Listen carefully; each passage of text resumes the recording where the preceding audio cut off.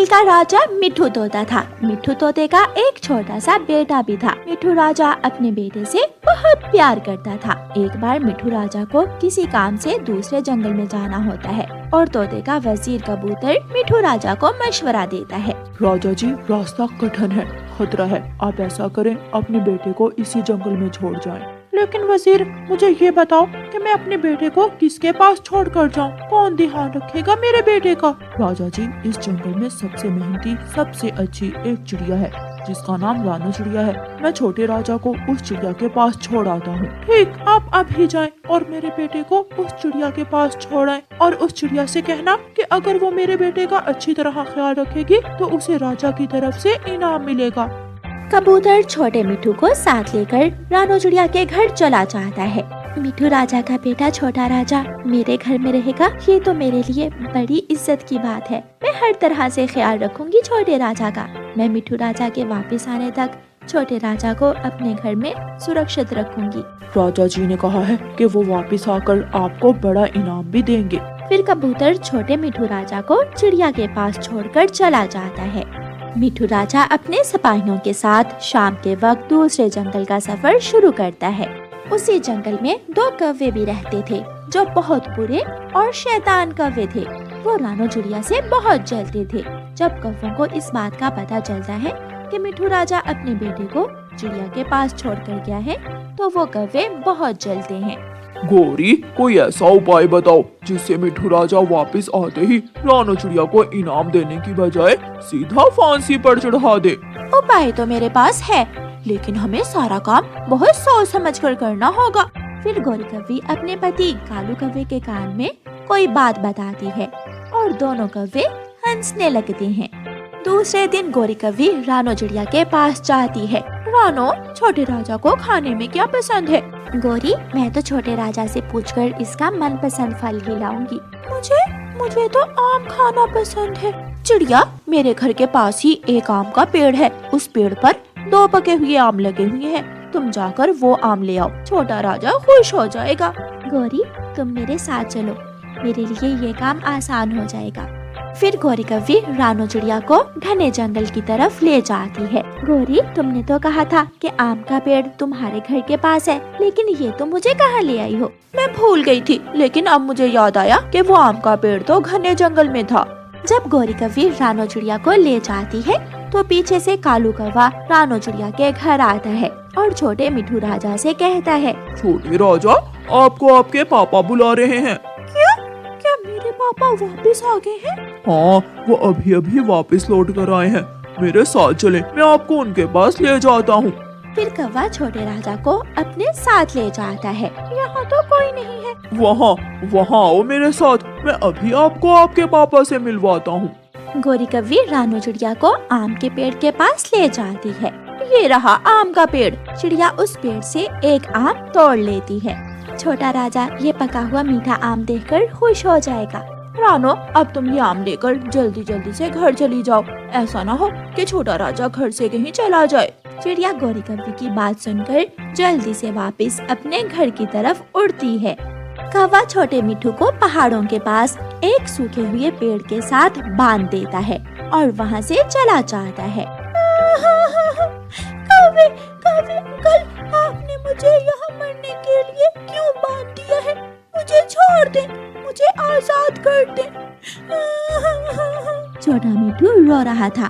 कौवा वहाँ से चला जाता है। रानो चिड़िया छोटे मिठू को अपने घर में ना देखकर बहुत परेशान हो जाती है और रोने लग जाती है। छोटा मिठू कहाँ चला गया? अगर छोटे मिठू को कुछ हो गया तो मिठू राजा मुझे छोड़ेगा नहीं। मैं अभी छोटे मिठू को जंगल में जाकर ढूंढती हूँ। रानो चिड़िया अपने घर से निकलती है और छोटे मिठू को पूरे जंगल में ढूंढती है। रानो चिड़िया पेड़ जाती है, डाल जाती है, लेकिन उसे कहीं भी छोटा मिठू नहीं मिलता।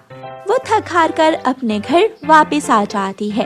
कालू, देखा मेरा उपाय? अब मिठू राजा वापस आकर चिड़िया को सीधा फांसी पर लटकाएगा और ठेंगा मिलेगा चिड़िया को इनाम। वो छोटा मिट्ठू तो वहाँ रो रो कर ही मर जाएगा। दूसरे दिन मिट्ठू राजा भी जंगल वापस आ जाता है। मिट्ठू राजा महल में आते ही जल्दी से अपने वजीर कबूतर से कहता है, कबूतर जल्दी से जाओ और मेरे बेटे को चिड़िया के घर से वापस ले आओ। मैं अपने बेटे से बहुत उदास हो गया हूँ। कबूतर चिड़िया के घर जा रहा था कि रानो चिड़िया उसे रास्ते में ही मिल जाती है। चिड़िया, मिट्ठू राजा वापस आ गए हैं। मैं छोटे राजा को लेने आपके घर जा रहा था। कबूतर, मैं छोटे मिट्ठू के लिए आम लेने गई हुई थी कि मुझे पता ही नहीं चला कि कब छोटे राजा घर से बाहर निकल गया। मैंने उसे पूरे जंगल में ढूंढा है, लेकिन छोटा राजा मुझे कहीं भी नहीं मिला। चिड़िया, ये क्या किया तुमने? मिट्ठू राजा तो अपने बेटे से बहुत प्यार करते हैं। अब क्या होगा? कबूतर, आप चिंता ना करें। अगर ये गलती मुझसे हुई है तो सजा भी मुझे ही मिलेगी। आप मुझे मिट्ठू राजा के पास महल में ले जाएं। नहीं, ऐसा नहीं हो सकता। मेरा बेटा मुझे वापस ला कर दो। चिड़िया, तुमने मेरे बेटे को कहाँ छुपाया है? कौवा और कौवी महल में आते हैं। राजा जी, मैंने अपनी आँखों से देखा था कि इस चिड़िया ने आपके बेटे को मारकर नदी में गिरा दिया। ये झूठ है कौवे, तुम तो मेरे दोस्त हो, फिर तुम मुझ पर इल्जाम क्यों लगा रहे हो? छोटी चिड़िया, ये इल्जाम नहीं है। तुमने मिट्ठू राजा के बेटे को मारा है। हमने अपनी आँखों से देखा है तुम्हें। सिपाही, ले जाओ इस चिड़िया को और अभी के अभी इसे फांसी दे दो। वो सिपाही रानो चिड़िया को महल से बाहर ले जाते हैं। चिड़िया जान जाती है कि अब उसकी मौत पक्की है, वो बच नहीं सकती। मिट्ठू राजा का वजीर कबूतर बहुत सियाना था। वो समझ जाता है कि कौवे जरूर चिड़िया पर इल्जाम लगा रहे हैं। वो कौवों का पीछा करता है। कौवे सीधे पहाड़ों के पास छोटे मिट्ठू के पास जाते हैं। कबूतर भी उन कौवों के पीछे पीछे ही जा रहा था। छोटे मिट्ठू, जैसे ही वो चिड़िया मरेगी हम तुमको भी मार देंगे, ताकि ना रहेगा तू और ना हम कभी भी पकड़े जाएंगे। तुम पकड़े जा चुके हो। कबूतर अपने साथ सिपाही भी लाया था। सिपाही कौवों को पकड़ लेते हैं और कबूतर छोटे मिट्ठू को आजाद करता है। अंकल, ये कौवे मुझे मारने वाले थे। चलो बेटा, आपके पापा आपके लिए बहुत परेशान हैं। रानो चिड़िया के मुंह पर काला कपड़ा चढ़ाकर उसे फांसी पर चढ़ाने की तैयारी मुकम्मल थी कि कबूतर छोटे राजा को लेकर आ जाता है। मिट्ठू राजा अपने बेटे को देखकर बहुत खुश होता है और अपने बेटे को अपने सीने से लगा लेता है। सिपाही कौवे और कौवी को लेकर पहुंच जाते हैं। राजा जी, असल मुजरम ये कौवे हैं। अगर मैं समय पर ना पहुंचता तो ये कौवे छोटे राजा को मारने ही वाले थे। मुझे माफ कर दो। हम ये जंगल छोड़कर चले जाएंगे। पकड़ लो इन कौवों को और चिड़िया की जगह इनको लटका दो।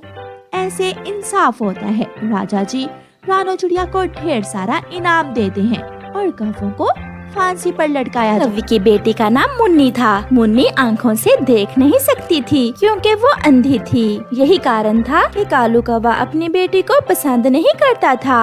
मुन्नी, चलो, आज मैं दूसरे जंगल जा रहा हूँ, तुम भी मेरे साथ चलो। नहीं, मेरी बेटी को मेरे पास ही रहने दो। कहीं इधर उधर हो गई तो कैसे ढूंढूंगी मैं अपनी बेटी को?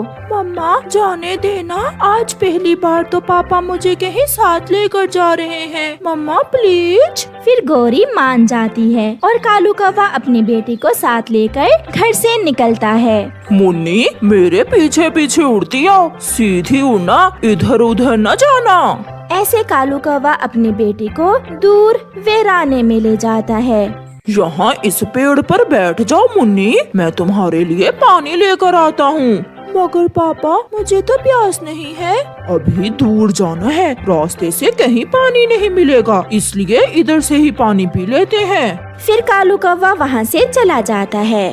कालू कौवा सीधा अमरूदों के बाग में जाता है। वहाँ वो जी भर के अमरूद खाता है। जान छोटी, अंधी बेटी को पालना मेरे बस की बात नहीं है। उसके तो भाग्य में ही ऊपर वाले ने दुख लिखे हैं, कुछ ज्यादा ही सही।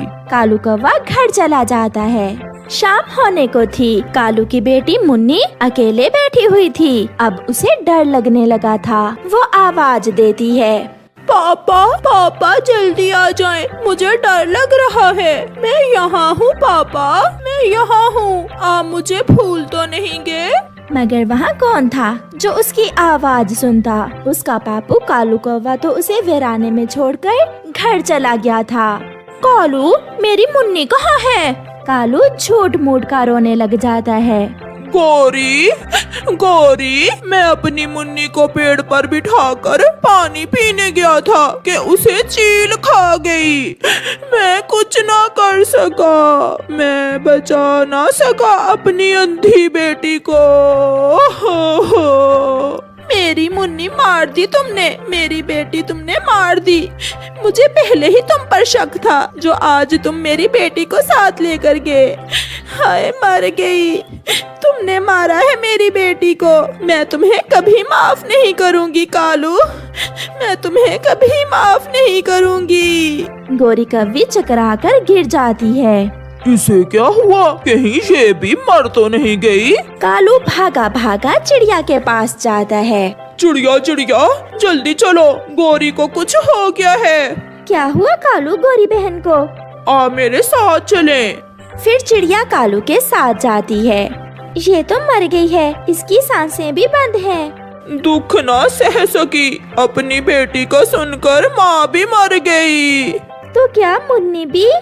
हाँ चिड़िया, आज मैं मुन्नी को बाहर लेकर गया था कि उसे चील खा गई। मेरा तो घर ही उजड़ गया।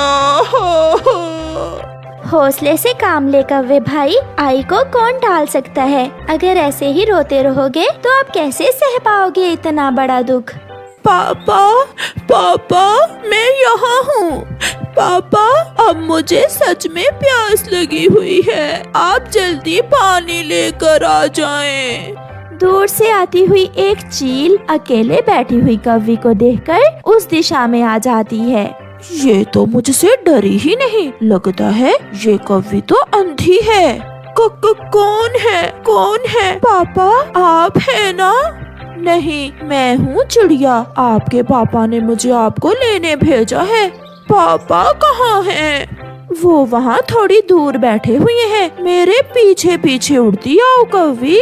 मैं नहीं बोलूँगी पापा से, मुझे यहाँ छोड़कर खुद दूर जाकर बैठे हुए हैं। फिर वो अंधी कव्वी चील के पीछे पीछे उड़ती है।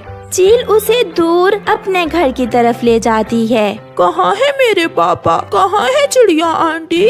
मगर चील खामोश थी। आप बोल क्यों नहीं रही चिड़िया आंटी? बोले ना, मुझे बहुत डर लग रहा है। मुन्नी इधर उधर देखती है, जिसे वो चील खामोशी से देख रही थी। आपके पापा कहाँ गए थे आपको उस पेड़ पर बिठाकर? मेरे पापा मेरे लिए पानी लेने गए थे। मैंने कहा भी था कि मुझे प्यास नहीं है, मगर फिर भी पापा चले गए। ये सुनकर वो चील समझ आती है कि उसका पापा उसे वहाँ मरने के लिए छोड़ गया है। चील को उस अंधी कव्वी पर बहुत दया आती है। वो लाई तो उसे खाने के लिए थी, मगर अब उसका इरादा बदल गया था। चुप हो जाओ मेरी बच्ची, मैं सब समझ गई हूँ। आपके पापा अब कभी नहीं आएंगे, वो आपको मरने के लिए वहाँ छोड़ गए थे। आंटी, कोई पापा भी ऐसा कर सकता है? हाँ बच्ची, कुछ पक्षी बहुत जालिम होते हैं। ये लो, आप ये दाना खा लो और मैं आपको पानी भी देती हूँ। मुन्नी दाना खाती है, पानी पीती है और चील के पास उसी के घोंसले में सो जाती है, जिसे देखकर चील को बहुत अच्छा महसूस हो रहा था। मैंने सारी जिंदगी कोई अच्छा काम नहीं किया, हमेशा पाप किए, मगर इसका पापा तो मुझसे भी बड़ा पापी निकला। फिर ऐसे ही दिन और रात गुजरते गए। चील हर रोज घर आते हुए कुछ ना कुछ मुन्नी के लिए खाने को ले आती। आंटी चिड़िया, आपका आकार बहुत बड़ा है। मम्मा तो बताया करती थी कि चिड़िया हमसे भी छोटी होती है। हाँ बेटी, मैं बड़ी चिड़िया हूँ। कालू कौवा अब बहुत मजे की जिंदगी गुजार रहा था, क्योंकि उसे क्या मालूम था कि घर परिवार और रिश्ते क्या होते हैं। वो अकेला रहकर ही खुश था। मैं कालू हूँ, मैं कालू हूँ, मैं काला काला कालू हूँ, मैं ऊंचा ऊंचा उड़ता हूँ, ला ला ला ला ला ला ला। अब तो कोई कौवी मेरे चक्कर में आ जाए तो मैं दूसरी शादी करूँ।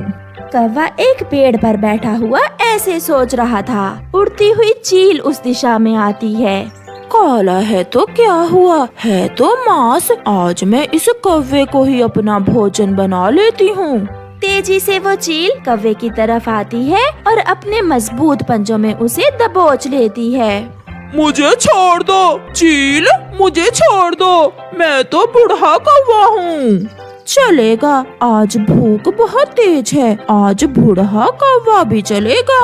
चील उसे अपने घर ले जाती है। चील ने उसे जमीन पर लटाया हुआ था और उसे मारने ही वाली थी कि उसकी नजर मुन्नी पर जाती है। मुन्नी, मुन्नी, आप यहाँ कैसे आई हो? पापा, आप कहाँ हैं? तुम जानते हो इस कौवी को? हाँ, ये मेरी बेटी है। बेटी कहते हुए तुम्हें शर्म तो नहीं आती इसे? मुन्नी, यहाँ आ जाओ मेरी आवाज की तरफ। मुन्नी भी वहाँ आ जाती है। अपनी बेटी को मरने के लिए क्यों छोड़ गए थे? तुम्हें एक पल के लिए भी ध्यान आई इस बेचारी पर? चील दी, मुझे माफ कर दे, मुझसे गलती हो गई। मैं इस अंधी बेटी से जान छुड़वाना चाहता था। ये सुनकर मुन्नी रोने लग जाती है। जो आस मेरे दिल में थी, आज वो टूट गई। मैं सोच रही थी कि आपकी कोई मजबूरी होगी जो आप मुझे लेने नहीं आए। चील उसे छोड़ देती है। तुम्हारी बेटी की खातिर आज मैंने तुम्हें छोड़ दिया। जाओ, अपनी बेटी को लेकर यहाँ से चले जाओ। मुन्नी, चलो मेरी बेटी। नहीं, मैं आपके साथ नहीं जाऊंगी। आंटी चील, मेरी आंखें बेशक नहीं हैं, मगर हम अंधे पक्षी महसूस सब कर सकते हैं। आप जाएं यहाँ से। फिर कालू वहाँ से भाग जाता है। आंटी चील, आपने मेरी खातिर मेरे पिता को छोड़ दिया, लेकिन मुझे शर्म आ रही है उन्हें पिता कहते हुए। बेटी, आपको मालूम है मैं चिड़िया नहीं चील हूँ। मुझे दूसरे दिन ही मालूम हो गया था, मगर आपने जो मुझे प्यार दिया, मुझे केवल उसी की जरूरत थी। मुझे इससे क्या फर्क पड़ता है आप चिड़िया हैं या चील, क्योंकि मैं तो अंधी हूँ। फिर चील मुन्नी को अपने गले से लगा लेती